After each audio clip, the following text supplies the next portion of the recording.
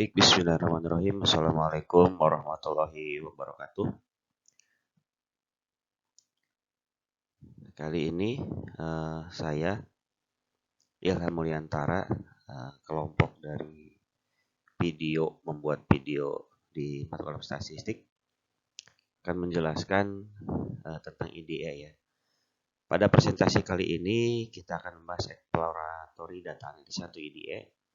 IDE adalah langkah awal dalam statistik dan data science yang bertujuan untuk memahami data sebelum kita masuk ke perhitungan atau model yang lebih kompleks.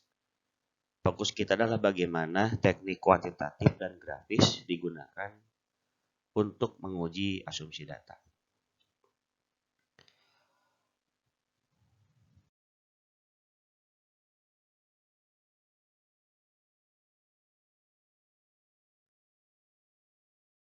Di kelompok kami terdiri dari 4 orang.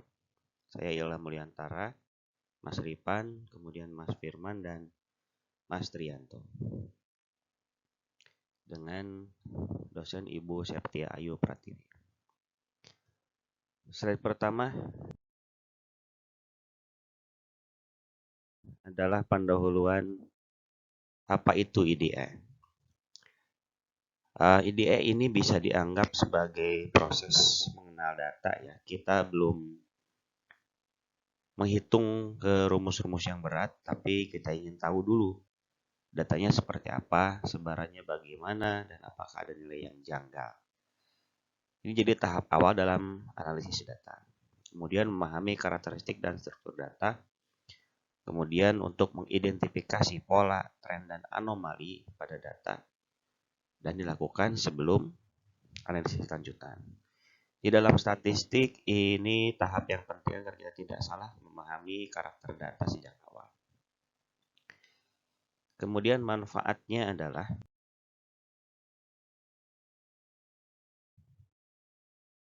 satu, membersihkan data, ada missing value, outlier. Kedua, memahami distribusi dan sebaran data. Ketiga, menghindari kesalahan asumsi statistik. Kemudian terakhir adalah dasar pengambilan keputusan analisis. Jadi banyak kesalahan analisis terjadi karena langsung lompat ke uji statistik. Dengan IDE kita bisa membersihkan data, kemudian memahami distribusinya, dan memastikan data layak dianalisis. Ini sesuai dengan tujuan mata kuliah statistik dan probabilitas ya, yaitu untuk memahami data, bukan hanya sekedar untuk menghitung datanya. Slide berikutnya adalah peran IDE dalam statistik. Tadi adalah manfaat, sekarang adalah peran. Ini pertama adalah validasi asumsi statistik untuk normalitas data, independensi observasi, dan homogenitas varian. Jadi hampir semua metode statistik punya asumsi, misalnya data harus normal atau observasi harus saling bebas. Dengan IDE ini membantu kita mengecek asumsi ini secara awal. Jadi kalau asumsinya tidak terpenuhi tapi tetap dipaksakan, maka hasil analisis bisa kelihatan benar secara angka ya, tapi salah secara konsep. Jadi ini perannya adalah untuk ini, membuat ada validasi normalitas, independensi untuk observasi, dan homogenitas varian.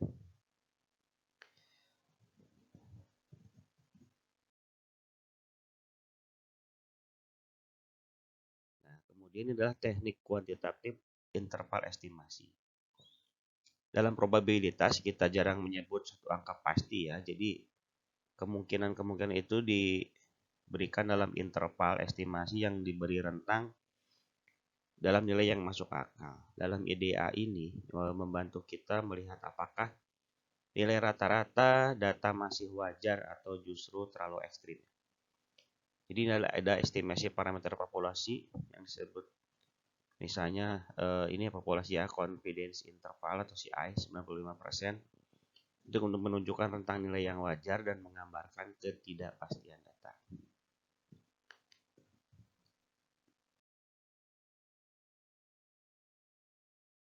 Ini adalah contoh interval dalam teknik kuantitatif.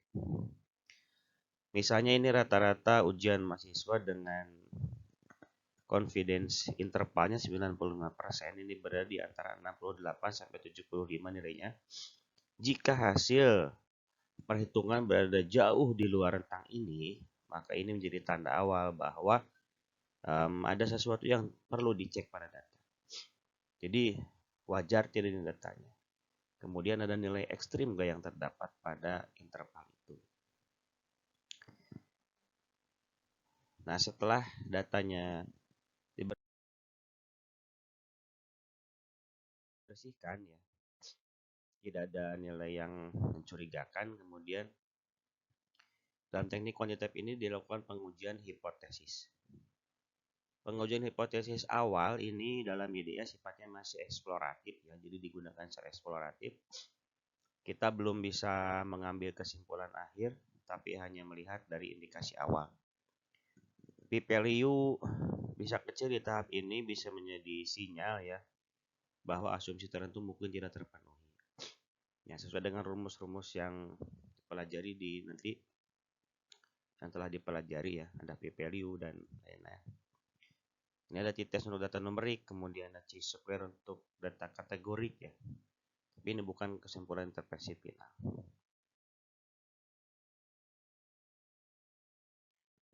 Nah, kemudian data-data yang ditampilkan dalam tabel itu akan lebih mudah disajikan dengan teknik grafis ya. Jadi teknik grafis ini sangat penting karena grafik ini seringkali lebih mudah dipahami daripada angka. Dalam statistik, visualisasi bisa membantu kita melihat pola, melihat tren dan outlier yang mungkin tidak terlihat jika kita hanya melihat tabel. Jadi bisa mempermudah pemahaman data, kemudian menampilkan pola dan outlier-nya bisa dilihat, dan melengkapi analisis numeriknya.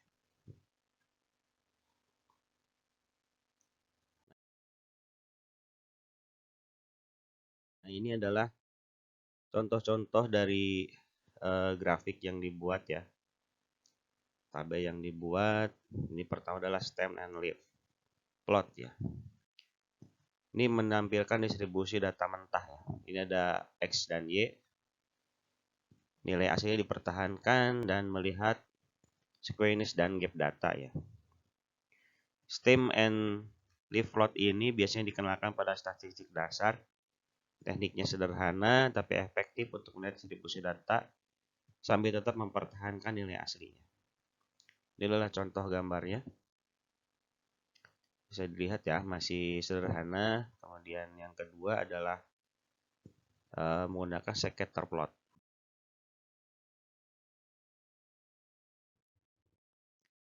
Nah, scatter plot ini di sini dijelaskan melihat hubungan dua variabel.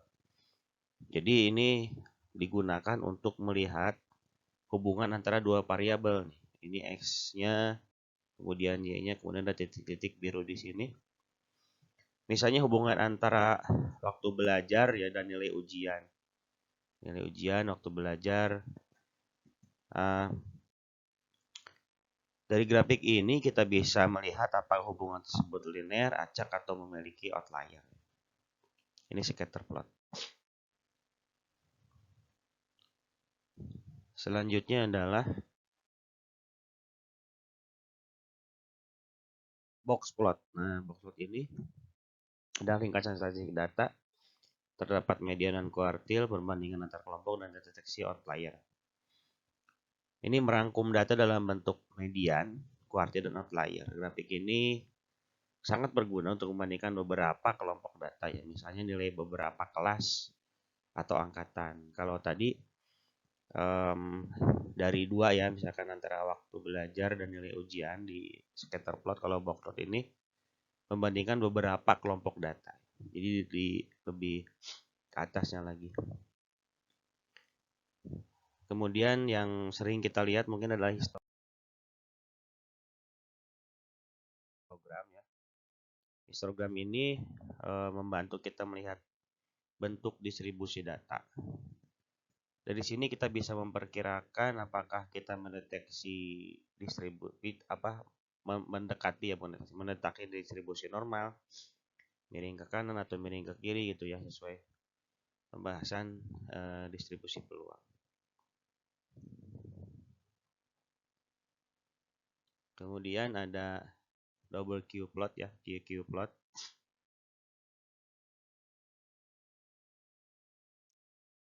Ini digunakan untuk membandingkan data dengan distribusi teoritis ya. Biasanya distribusi normal. Jika titik-titik nih yang biru mengikuti garis, maka data cenderung normal. Jika menyimpang jauh dari garis merah ini, berarti asumsi normalitasnya patut ditanyakan. Jadi ini membandingkan data dengan distribusi data teoritis. Ini data yang didapat, merah ini data distribusi teoritis. Ini jadi uji visual normalitas, jadi bisa kita lihat ya. Secara visual titiknya di mana, jika ada yang jauh dari distribusi teoritis ini, maka bisa kita simpulkan atau kita bisa lihat ada penyimpangan distribusi. Kemudian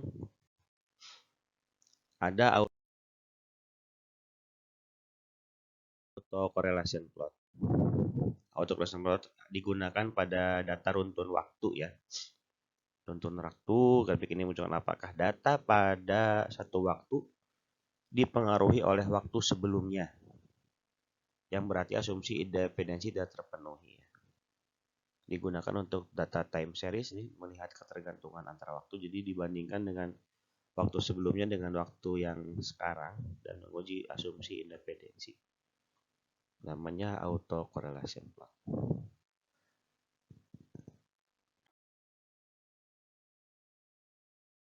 Jadi kesimpulannya adalah IDE adalah fondasi dalam statistik dan probabilitas ya, dengan menggabungkan teknik kuantitatif dan grafis ya, kita mendapatkan pemahaman data yang lebih utuh. Jika IDE dilakukan dengan baik, maka analisis selanjutnya akan lebih valid dan dapat dipercaya.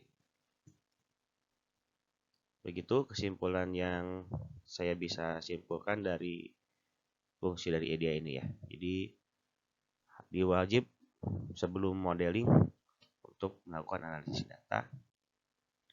Itu aja mungkin. Terima kasih, dan ini adalah referensi yang saya dapat dari buku statistik probabilitas modul statistik dari Sibermu, kemudian artikel-artikel dan sumber web IDA. Terima kasih. Assalamualaikum warahmatullahi wabarakatuh.